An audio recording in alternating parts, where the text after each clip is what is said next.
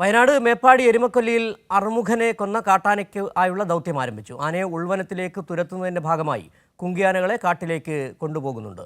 മുത്തങ്ങയിൽ നിന്നെത്തിച്ച കുങ്കിയാനകളായ വിക്രമിന്റെയും ഉണ്ണികൃഷ്ണനെയും സ്ഥലത്തെത്തിച്ചു. ശ്രമം പരാജയപ്പെട്ടാൽ മയക്കുവെടി വയ്ക്കാനാണ് തീരുമാനം. വിവരങ്ങളുമായി ഇപ്പോൾ ജോഷില ചേരുകയാണ്. ജോഷില, ഇന്നലെ തന്നെ വനംവകുപ്പ് ഉപാധികളോടെ മയക്കുവെടി വയ്ക്കാൻ അനുമതി നൽകിയിരുന്നു. പക്ഷേ എന്നാലും ഒരു ആദ്യഘട്ടമെന്ന രീതിയിൽ കുങ്കിയാനകൾ ഉപയോഗിച്ച് ഉൾവനത്തിലേക്ക് തുരത്തുക എന്നുള്ളത് തന്നെയാണ്. ആ ശ്രമം തന്നെയാണ് ഇപ്പോൾ നടന്നുകൊണ്ടിരിക്കുന്നത്. കുങ്കിയാനകളെ വനത്തിനുള്ളിലേക്ക് പ്രവേശിപ്പിച്ചു. എന്താണ് ഏറ്റവും പുതിയ വിവരങ്ങൾ?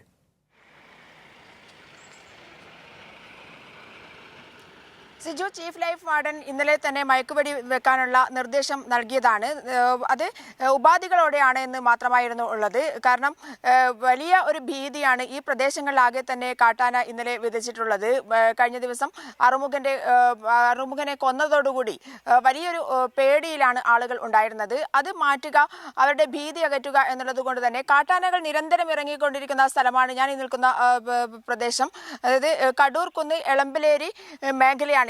ഈ മേഖലയിലേക്കാണ് ഇപ്പോൾ രണ്ടാമത്തെ ദൗത്യമായ കുങ്കി ആനകളെ ഉപയോഗിച്ച് കാട്ടിലേക്ക് ആനകളെ തുരത്തി ഓടിക്കുക എന്നുള്ളതാണ് ഇപ്പോൾ ദൗത്യ സംഘത്തിന്റെ ഏറ്റവും പ്രധാനപ്പെട്ട ലക്ഷ്യം എന്ന് പറയുന്നത്. അല്പസമയം മുൻപാണ് ഉണ്ണികൃഷ്ണനെയും അതുപോലെ തന്നെ വിക്രമിനെയും രണ്ട് കുങ്കി ആനകളെ ഇവിടേക്ക് എത്തിച്ച് ഇവിടെ നിന്നും ഉൾവനത്തിലേക്ക് കയറ്റിവിട്ടിരിക്കുകയാണ്. ദൗത്യ സംഘം അവരുടെ കൂടെ തന്നെയുണ്ട്.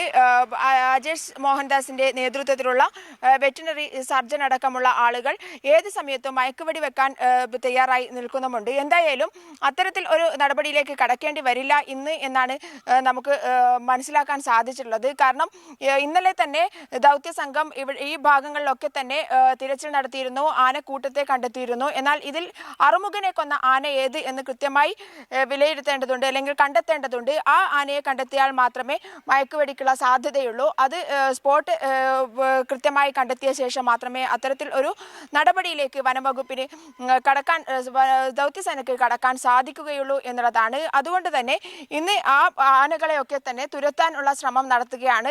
ആദ്യം ദൗത്യസംഘം ഈ ശ്രമം നടത്തി, അതിനുശേഷം കുങ്കിയാന ദൗത്യം ആരംഭിച്ചിരിക്കുകയാണ്.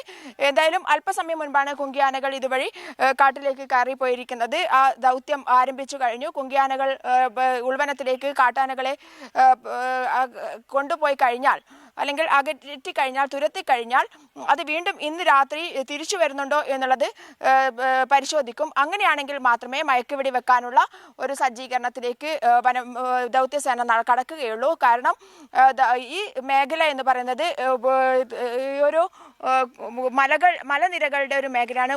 നല്ല കാട് പ്രദേശമാണ്. അവിടെ ഒരു പരന്ന പ്രദേശത്തേക്ക് ഇതിനെ കിട്ടിയാലും അതുപോലെ തന്നെ പകൽ നേരങ്ങളിൽ കിട്ടിയാലും മാത്രമേ പോലെ തന്നെ ഈ വനംവകുപ്പിന് ദൗത്യസംഘത്തിന്റെ മുന്നിലുള്ള ഏറ്റവും വലിയ വെല്ലുവിളി എന്ന് പറയുന്നത്, ജോഷ്ല, വലിയ വെല്ലുവിളി എന്ന് പറഞ്ഞ ഒരു കൂട്ടം ആനകളുണ്ട്.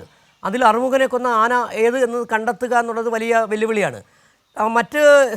കേരളത്തിലെ മറ്റു സ്ഥലങ്ങളിൽ നിന്ന് ഈ പ്രശ്നക്കാരായ ആനകളുണ്ടായിരുന്ന മറ്റ് ജില്ലകളിലെ ആനകളുണ്ട്. അപ്പം ഇടുക്കിയിലായ നിരവധി ആനകളുള്ളത് നാട്ടുകാർക്ക് വരെ പരിചിതരായ ആനകളാണ്. അവരെ തുരത്തുന്നതിനും ദൗത്യസേനയ്ക്ക് വനംവകുപ്പിന് എളുപ്പമായിരുന്നു. പക്ഷേ ഇവിടെ നേരിടുന്ന ഏറ്റവും വലിയ പ്രതിസന്ധി ഒരു കൂട്ടം ആനകളിൽ നിന്ന് ഈ ആനയെ കണ്ടെത്തുക, ആ കണ്ടെത്തുന്ന ആനയെ ഉൾക്കാട്ടിലേക്ക് തുരത്തുക. അത് തന്നെയാണ് ഏറ്റവും വലിയ ആദ്യത്തെ വെല്ലുവിളി എന്ന് പറയാൻ കഴിയുന്നത്, അല്ലേ ജോഷ്ല?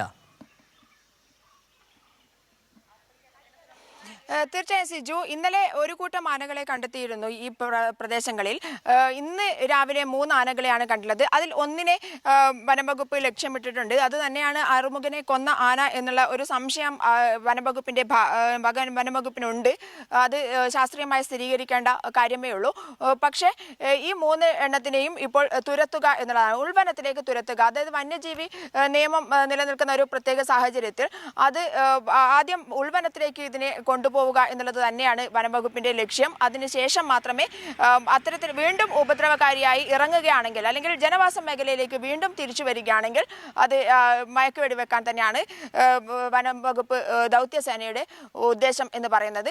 അതുകൊണ്ട് തന്നെ ഇന്ന് ഈ ഒരു ദൗത്യം കൂടി നിർവഹിക്കും. കുങ്കിയാനകളെ ഉപയോഗിച്ച് ഇതിനെ ഉൾവനത്തിലേക്ക് ഓടിക്കാനുള്ള എല്ലാ ശ്രമങ്ങളും നടത്തും. അതിനുശേഷം മാത്രമേ, നാളെത്തോടുകൂടി മാത്രമേ മയക്കുവെടി വെക്കണോ എന്നുള്ള കാര്യത്തിൽ ഒരു തീരുമാനം ഉണ്ടാക്കാൻ സാധിക്കുകയുള്ളൂ. നമുക്കറിയാം ഇവിടെയുള്ള ആളുകളുടെ ഒരു വലിയൊരു ഭീതിയിലാണ്. ഇത്രയും കാലമായിട്ട് ആന ആരെയും കൊന്നിട്ടൊന്നുമില്ല എന്നുള്ളതാണ് ഈ ഒരു പ്രദേശത്തുള്ളവർ എപ്പോഴും പറഞ്ഞുകൊണ്ടിരിക്കുന്നത്.